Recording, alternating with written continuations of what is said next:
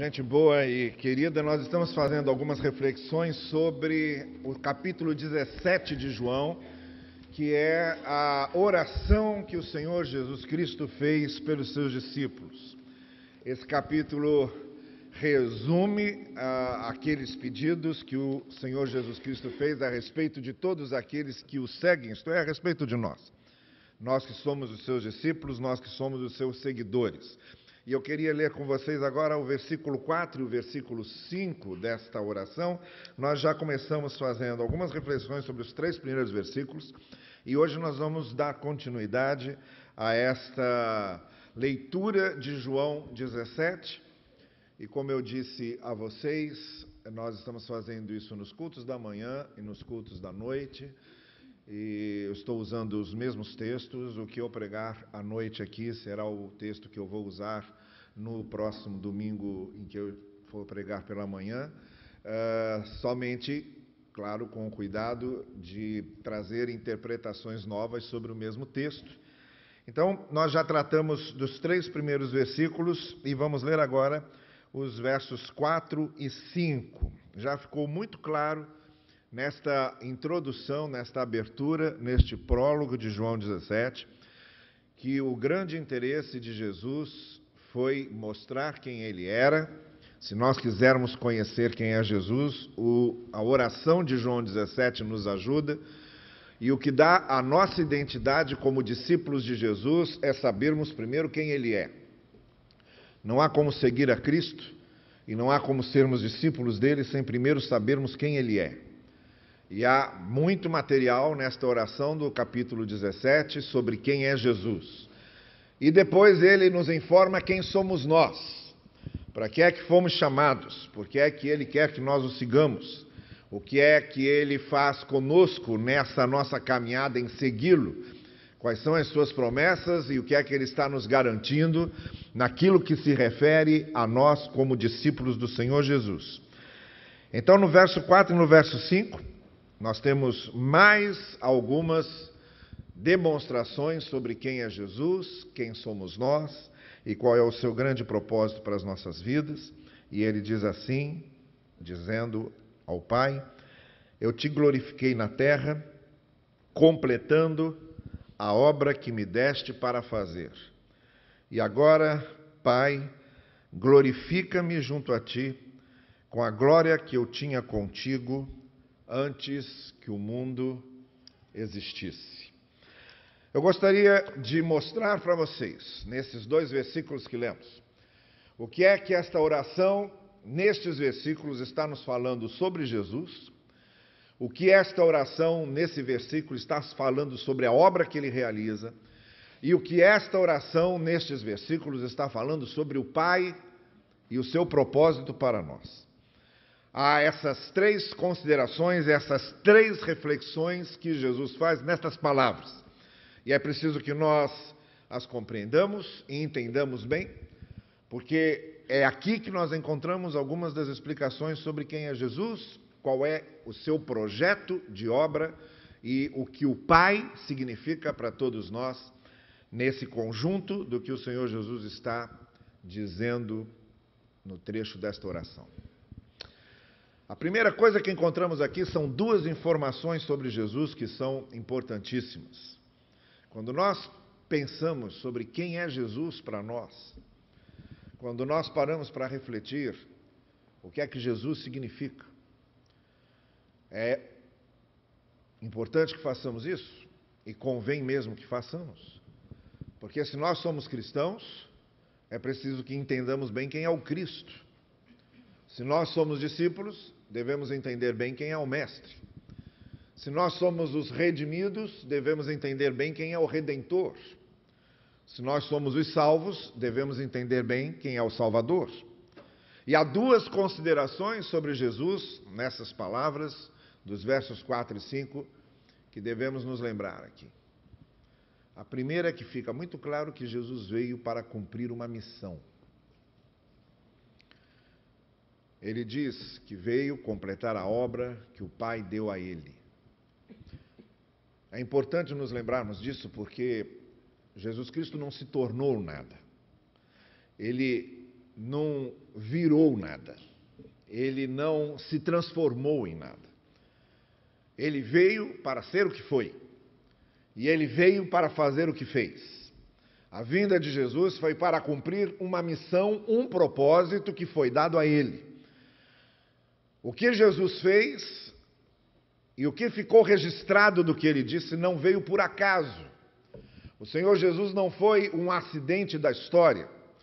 O Senhor Jesus não foi algo que aconteceu surpreendentemente. O Senhor Jesus não foi uma combinação de espontaneidades que de repente deram naquilo que deram. O Senhor Jesus veio com uma missão. Ele veio cumprir uma missão que lhe foi dada. Aquele menino que nós celebramos o nascimento sempre no Natal, aquele menino que nasceu em Belém, não apenas nasceu, ele nasceu para cumprir um propósito de Deus para ele. Quando o Senhor Jesus veio, veio para cumprir uma missão. Não veio por qualquer outro motivo senão para este. Então a primeira coisa que fica muito clara aqui, que ele não foi o resultado de incidentes que aconteceram. Não foi um mártir da situação. Ele não foi uma vítima das circunstâncias.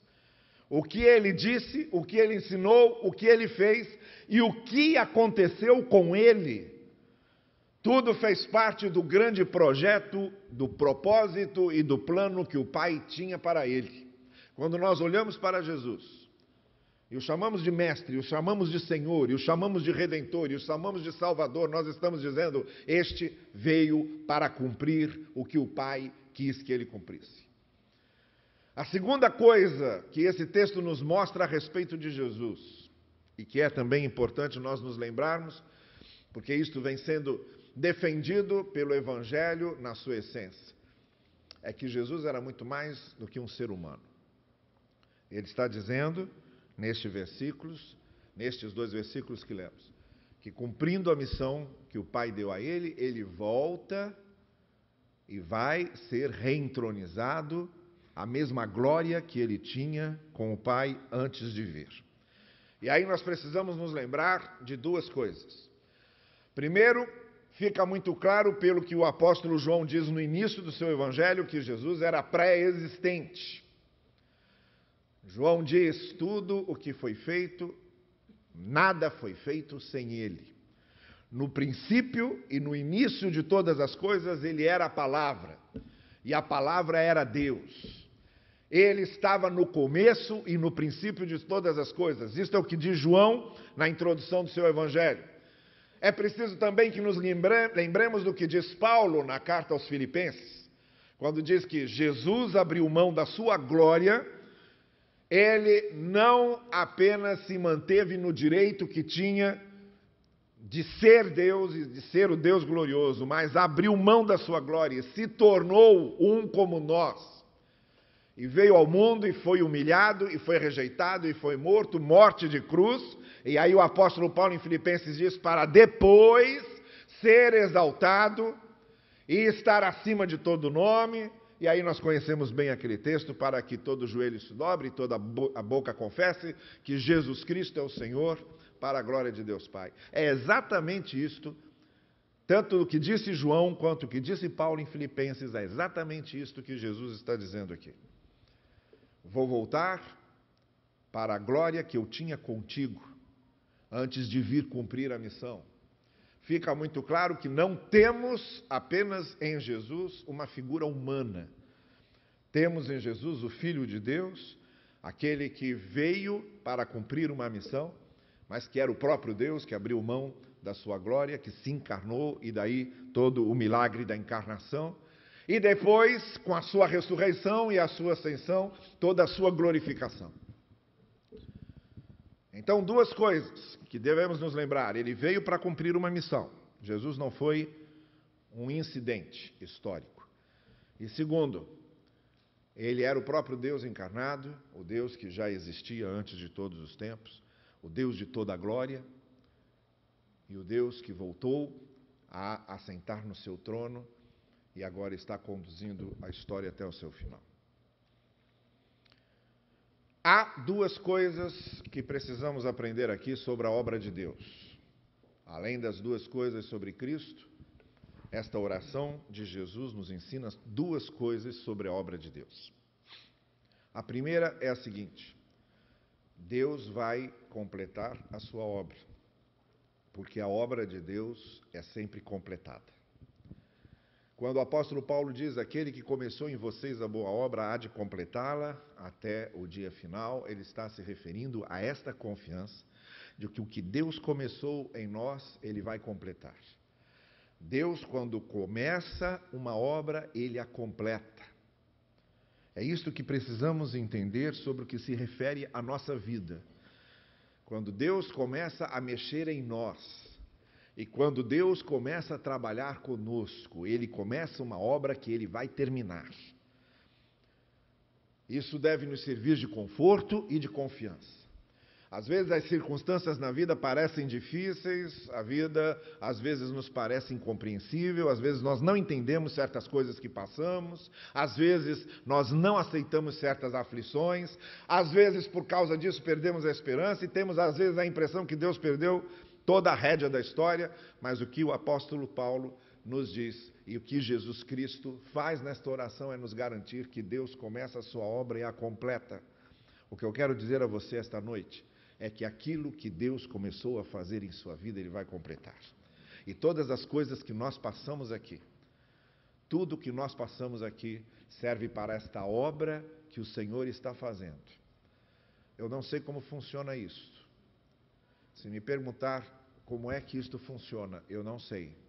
Mas o que eu sei é o seguinte: não há uma lágrima que derramemos, não há um choro que tenhamos, não há uma dúvida que nos persiga, não há uma aflição que atravessemos, não há nada que aconteça na nossa vida que nós não consigamos entender que Deus não possa usar para fazer parte de toda esta obra que Ele está realizando.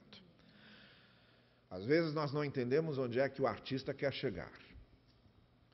Você pega aquele escultor que começa a bater na pedra, e ele começa a bater, e você vai olhando, e fica difícil imaginar que ele vai chegar em algum lugar, e de repente está lá a escultura feita, aquela pedra que não significava nada, agora possui um rosto, ou possui um busto, ou possui um corpo inteiro, ou possui uma mensagem, uma figura qualquer, mas ela toma sentido porque o autor, o escultor, chega ao final e aí nós compreendemos o que é que ele estava querendo fazer.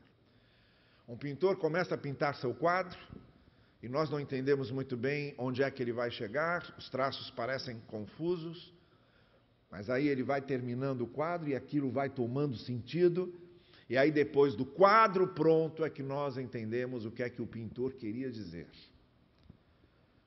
O que eu tenho a dizer a você e a mim mesmo esta noite é que nós devemos ter paciência para esperar Deus terminar de pintar o quadro. Ele está pintando um quadro, ele está fazendo uma escultura. Nós não sabemos exatamente onde ele quer chegar, ele vai trabalhando com nossas vidas. Olha, nossas vidas às vezes tomam rumos que a gente não imaginava. Acontecem certas coisas na nossa vida que a gente não podia prever que acontecessem. Nós somos surpreendidos pelas coisas, perdemos coisas, nos entristecemos algumas vezes, atravessamos momentos que a gente pergunta como é que eu vim parar aqui. Mas o que nós temos na palavra do Senhor esta noite é o seguinte: aguarde o pintor terminar o quadro. Deixe o escultor terminar de mexer na pedra.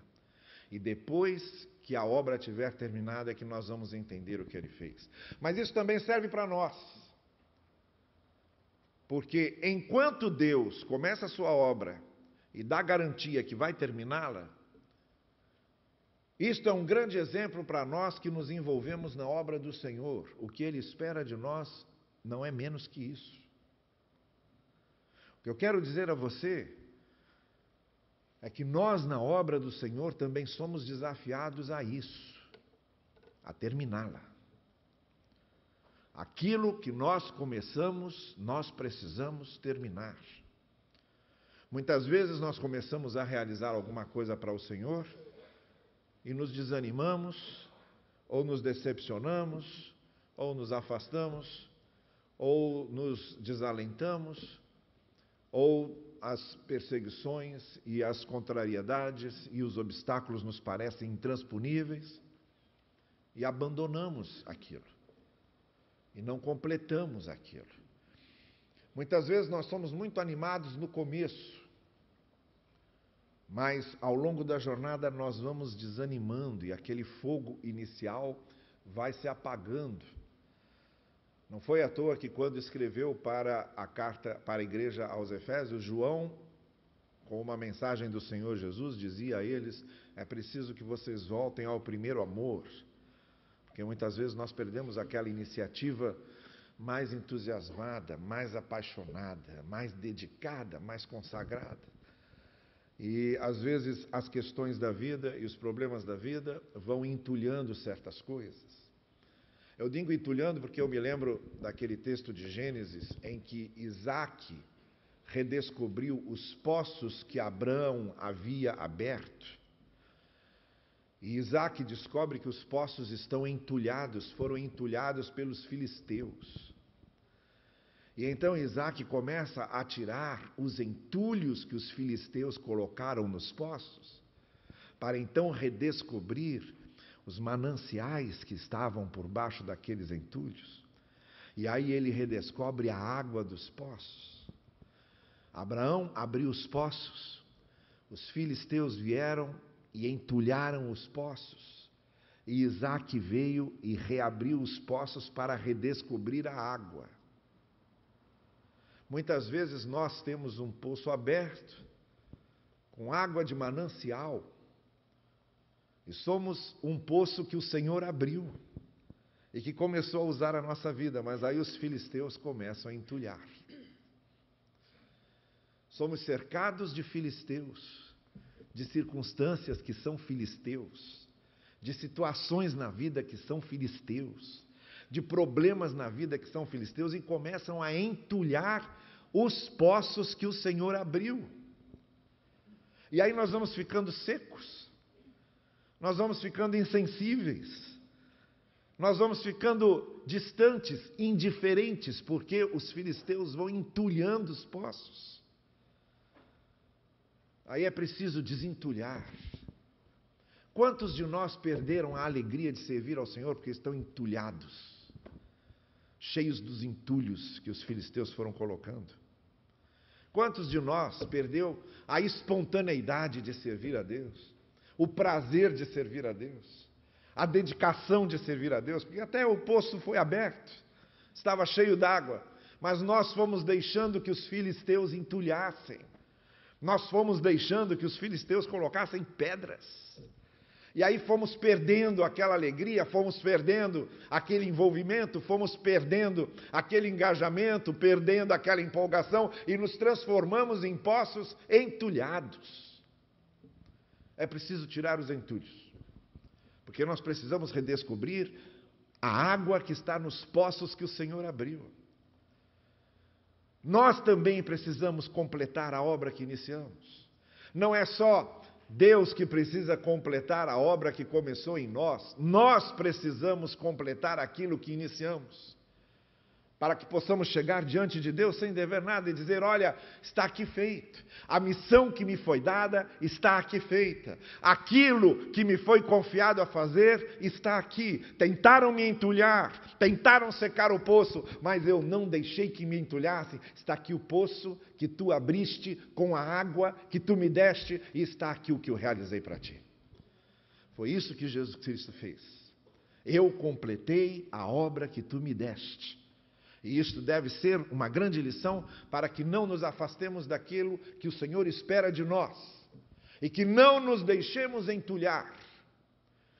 Não se deixe entulhar, nem por circunstâncias, nem por pessoas, porque as pessoas também nos entulham, as pessoas nos ressecam, as pessoas nos tornam frios, as pessoas nos tornam desesperançosos, as pessoas nos tornam revoltados, as pessoas nos tornam ressentidos, As pessoas nos tornam amargurados, mas só fazem aquilo que deixamos.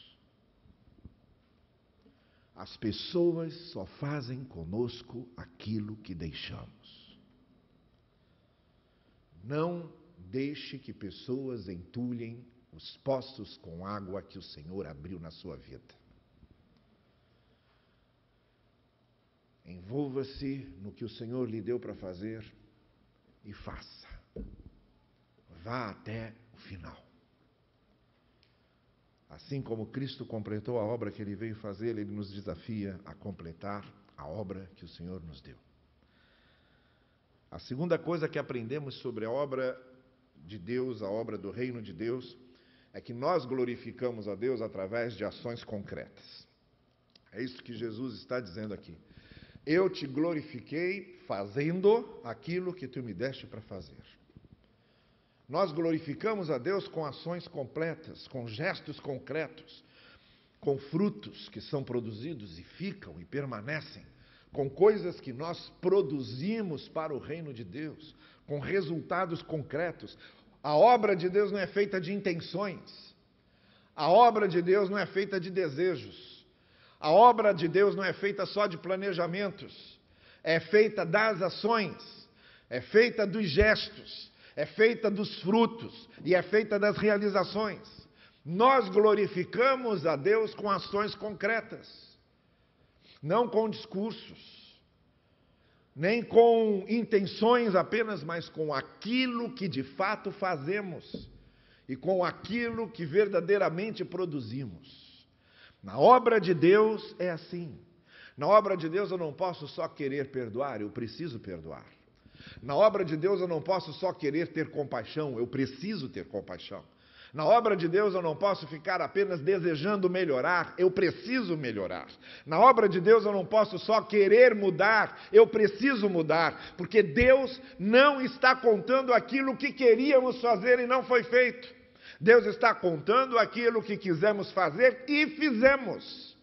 Foi isto que fez toda a diferença na questão da parábola do filho pródigo. Imaginem outra cena. Imaginem o filho pródigo lá, onde estava, cuidando de porcos, e dizendo: o que é que eu estou fazendo aqui? Meu pai, dono de uma fazenda imensa, e eu aqui cuidando de porcos. Eu vou me levantar daqui, vou voltar para meu pai, e vou dizer: Pai, pequei contra ti e perante os céus, e não sou digno mais de ser chamado teu filho. Faze-me um dos teus empregados, mas me aceite de volta. E vamos imaginar que tivesse parado aí. O grande personagem desta parábola é este filho. Olha, quando eu vou lendo esta parábola do filho pródigo, cada vez que eu leio, eu fico com vontade de fundar uma associação dos defensores do filho pródigo, cada vez que leio. Porque cada vez que leio, eu descubro como este rapaz se torna um personagem forte. Vejam que ele pede nada além daquilo que ele tinha direito. Eu quero a minha parte. Foi isso que pediu ao pai. Nada além daquilo que tinha direito. Depois, ele se vê sozinho, sem comida, sem dinheiro, e ele podia sair por aí assaltando, roubando, mas em vez de assaltar e roubar, ele preferiu cuidar de porcos. Depois, nós temos uma pessoa que podia ter ficado só na intenção, mas que juntou ação às palavras. Deixe-me dizer uma coisa a você. Há diversas categorias de pessoas raras no mundo, mas há uma categoria de pessoas raras no mundo. São os que juntam ação às palavras. São extremamente raros aqueles que juntam ação às palavras, que dizem: vou conseguir um diploma universitário, e paga o preço e consegue. Que dizem: vou mudar de vida, pagam o preço e conseguem. Que dizem: vou realizar algo para o reino de Deus, pagam o preço e conseguem. são muito raros aqueles que dizem, vou fazer e fazem. Este rapaz é uma raridade. Ele juntou a ação às palavras. Nós não somos medidos pelas palavras. No reino de Deus, nós não somos medidos pelas palavras. No reino de Deus, nós somos medidos pelas ações, por aquilo que realizamos, pela forma como nós juntamos a ação às palavras. E a última coisa que nós aprendemos aqui é uma lição confortadora sobre o Pai. Nos 2 versículos em que Jesus Cristo está falando da obra que realizou, do que ele veio fazer, da missão que veio cumprir, nesses 2 versículos, o Senhor Jesus depois termina fazendo uma referência confortadora sobre o Pai. Ele diz que o Pai lhe deu a missão, mas ele agradece porque o Pai sustentou no cumprimento desta missão. Ele sabe que o Pai lhe deu uma missão e o sustentou nesse cumprimento. Tudo o que dissemos aqui é muito sério, mas muito mais sério é isso. Nós não estamos sozinhos nesse negócio. Quando nós resolvemos fazer algo para o reino de Deus, quando nós nos dispomos a servir a Deus de alguma forma, quando nós nos dispomos a abençoar as pessoas de alguma maneira, nós não estamos sozinhos nisso. Porque Deus sabe que não é fácil. O Senhor Jesus sabia que não é fácil. Quando nós queremos realizar algo para o reino de Deus, quando queremos viver como Ele nos ensinou, quando queremos caminhar de acordo com a Sua palavra, Ele sabe que não é fácil. Ele sabe que não é fácil amar o próximo como a si mesmo. Ele sabe que não é fácil ser justo. Ele sabe que não é fácil ser um pacificador. Ele sabe que não é fácil ser manso. Ele sabe que não é fácil ser limpo de coração. Ele sabe que sinceridade não é fácil. Ele sabe que conduta santa não é fácil. Ele sabe que essas coisas não são fáceis. Ele sabe que isso não é fácil. Por isso, Ele está nos sustentando nisso tudo. Por isso Ele enviou o Seu Espírito para habitar em nós, e habitando em nós, nos propicia que nós o sigamos e cumpramos a Sua missão. Deixa eu dizer uma coisa para vocês. Eu não sei se você já leu Buda. Mas quando eu leio Buda, eu fico pensando, se o mundo inteiro fizesse o que Buda ensinou em termos de ética e moral, o mundo seria melhor. Eu não sei quantos de vocês leram Gandhi. Gandhi, que era hindu. Mas quando eu leio Gandhi, eu vejo, se o mundo cumprisse o que Gandhi ensinou, o mundo seria melhor. Eu não sei quantos de vocês leram Confúcio, mas quando eu leio Confúcio, e Confúcio, bem antes de Cristo, já havia dito que nós devemos fazer aos outros o que esperamos que os outros façam a nós. 300 anos antes de Cristo dizer isso, Confúcio já tinha dito isso. Quando eu leio Confúcio, eu vejo que se nós cumpríssemos o que Confúcio ensinou, o mundo também seria melhor. Eu não tenho dificuldades em ver isso e vejo com muita clareza, mas tem um problema. Buda ensinou o que ele queria e está morto. Gandhi ensinou o que ele queria e está morto. Confúcio ensinou o que ele queria e está morto. Mas Cristo, quando ensinou o que queria, ressuscitou ao 3º dia e habita em nós para nos ajudar a cumprir o que Ele prometeu. Nós não estamos sozinhos nisso, entende? Você não está sozinho nisso. Ele nos deu os desafios, Ele nos deu os ensinos, Ele nos deu a Sua palavra, e Ele está agradecendo porque o Pai lhe deu uma missão e o sustentou. As palavras do hino que costumamos cantar são verdadeiras. Deus cuidará de você. Ele nos deu a missão e Ele nos sustenta. Deus cuidará de você.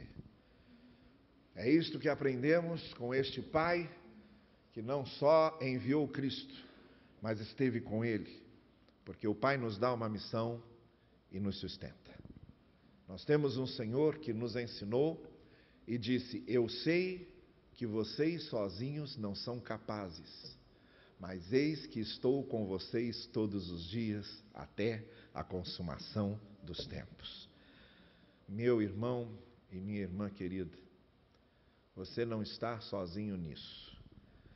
Se você quiser levar a sério a obra de Deus, se realmente quiser juntar ação às palavras, se quiser glorificar a Deus com sua vida, se quiser colocar em prática os ensinos do Evangelho, se quiser, de fato, cumprir a missão que o Senhor nos deu,